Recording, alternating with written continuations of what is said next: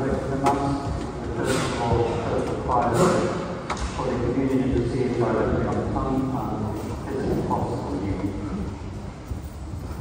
Will be reflected as usual in the upper room straight after service Mass.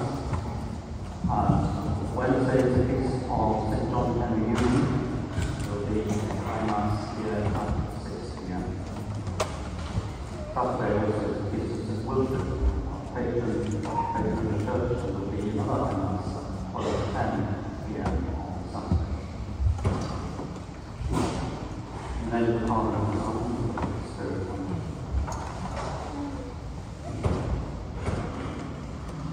Great turmoil of the Reformation in the 16th century, one of its consequences was it left Christendom open to invasion. The Ottoman Empire took advantage of this weakness. In October 1571, they invaded Cyprus and took 15,000 Christians captive. The Turkish army greatly outnumbered European forces. It did seem like all hope was lost for Europe. Pope St. Pius V played a bit of diplomatic chess and persuaded Italy and Spain to work together in fight the Turks. The Pope also commanded all Catholics to pray the Rosary. Churches across Europe were filled with Christians praying for what seemed an unlikely victory.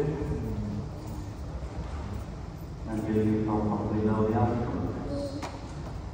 On the morning of October 7th, Don Juan of Austria led his 80,000-man fleet against the Turks' 120,000. For a while it was touch and go, but in fact Christians won. Christian captives were recovered and set free. In recognition of this extraordinary victory, Pope Pius V declared a feast day of Our Lady of Victories. And this was eventually changed to the Feast of Our Lady of the Rosary, celebrated on October 7th. Lesson. If these prayers of the Rosary could save the whole of Christendom, couldn't they also save us from whatever keeps us from God? Let us go back a little further in time to when St. Dominic was alive, in the 13th century. He encountered a lady in Rome who was so devout and so fervent that she put to shame by her holy life even the strictest religious in the church. Having decided to ask St. Dominic's advice about her spiritual life, she asked him to hear a confession. And for penance, he gave her one whole rosary and said, "And advised her to say it every day." She said she did not have the time to say it, excusing herself on the grounds that she made stations of rope every day, but she wore sackcloth and also a hair shirt. She scourged herself several times a week, and that she carried out so many other penances and fasted so much. St. Dominic urged over and over again to take his advice and say the Rosary, but she would not hear it.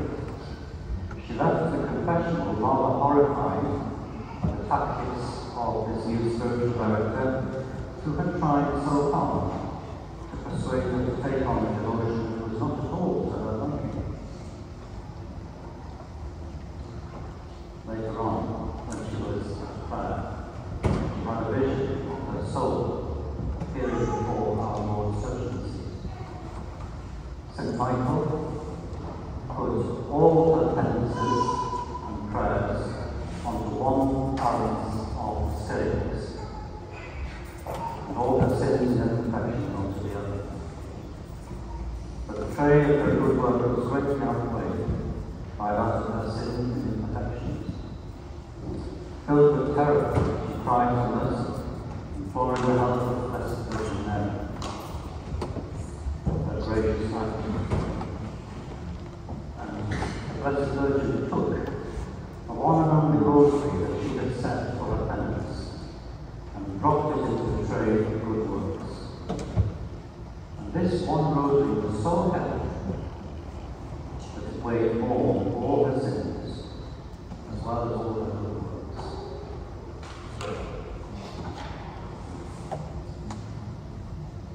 Blessed Bartolomeo was born to a devout Catholic family in 1841. His formative years were a tumultuous time for Italy. He was swept up into nationalistic fervour. Many of his college professors were actually ex-priests and took a very hostile view of the Catholic Church. And Bartolo started to dabble in the occult, and he eventually embraced Satanism. He was consecrated as a kind priest and promised his soul to the demon. To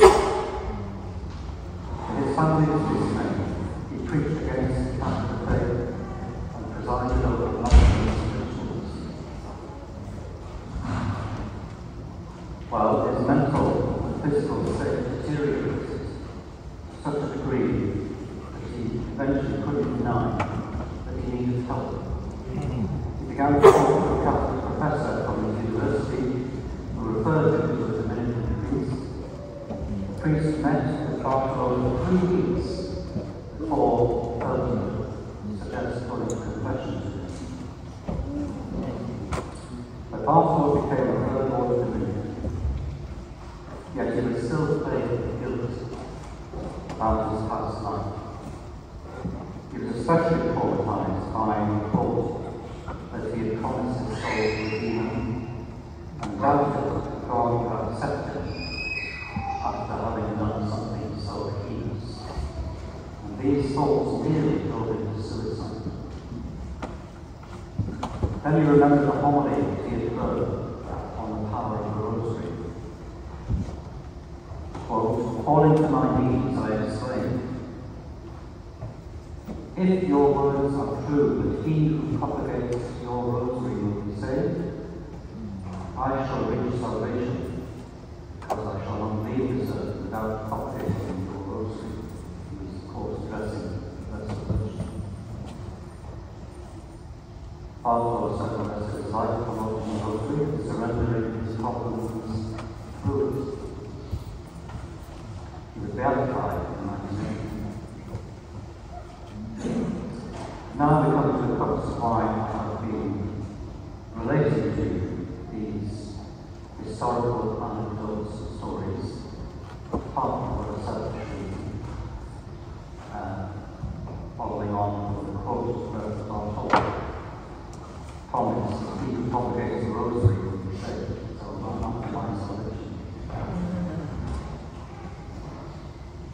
After hearing all of this evidence and the power of the rosary, if there is anyone here who is still in two minds about the value of praying, I would say, what have you got to lose by adopting it into your spiritual life? And the answer, I propose, will be nothing. Nothing else. In fact, you've everything to give. Not only for yourself, remember the great weight of the rosary carried in the scales of the Archangel Michael, but also for the Church and for all humanity. I don't need to tell you that the world is a terrible mess. Systematic killing of the unborn, a new feminism that despises motherhood, the spread of gender ideology, the use of euthanasia and such patients, the corruption of many positions of power, and the poor, the weak, the damaged have their dignity trampled on. Are we going to trust the politicians to sort this out? That is what we increasingly know. Should we not give our faith and have a rosary chance? Rosary is more than a collection of our Fathers, Hail Marys, and Glory Bees. It is an appeal to God through the arms of Mary. It is our daily meeting with neither I nor the Blessed Virgin Mary neglect, says St. John Paul II. The Rosary isn't something you do to say that you've done it. It is a dialogue between you and the Mother. And she is always there first. All we have to do